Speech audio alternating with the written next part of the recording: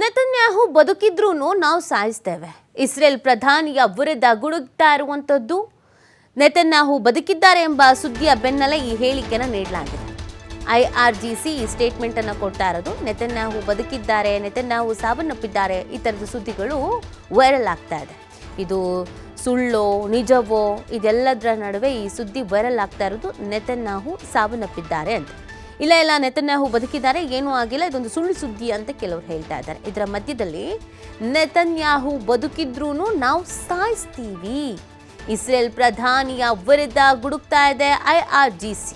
Netanyahu ಬದುಕಿದ್ದಾರೆ ಎಂಬ ಸುದ್ದಿಯ ಬೆನ್ನಲ್ಲೇ ಈ ಹೇಳಿಕೆಯನ್ನು ನೀಡಲಾಗಿದೆ. ಇದು ಈ ಯುದ್ಧದ ಪರಿಣಾಮವನ್ನು ಮತ್ತಷ್ಟು ತೀವ್ರಗೊಳಿಸುವ ಎಲ್ಲ ಲಕ್ಷಣಗಳು ಕಾಣಿಸ್ಕೊಳ್ತಾ ಇರುವಂಥದ್ದು. ನೆತನ್ಯಾಹು ಬದುಕಿದ್ರೂ ನಾವು ಸಾಯಿಸ್ತೀವಿ ಅಂತ ಹೇಳ್ತಾ ಇರೋದು ಅಗ್ರೆಸಿವ್ ಆಗಿ ಎದುರುಗಡೆ ಇರೋ ಬದ್ಧ ವೈರಿಗಳಿಗೆ ತೊಡೆ ತಟ್ಟೋ ರೀತಿಯಲ್ಲಿ ಅನ್ನಿಸ್ತಾ ಇದೆ. ಹಾಗಾಗಿ ಈ ಯುದ್ಧದ ಪರಿಣಾಮ ಮತ್ತಷ್ಟು ಬಿಗಡಾಯಿಸಬಹುದಾದ ಲಕ್ಷಣಗಳು ಕಾಣಿಸ್ಕೊಳ್ತಾ ಇದೆ.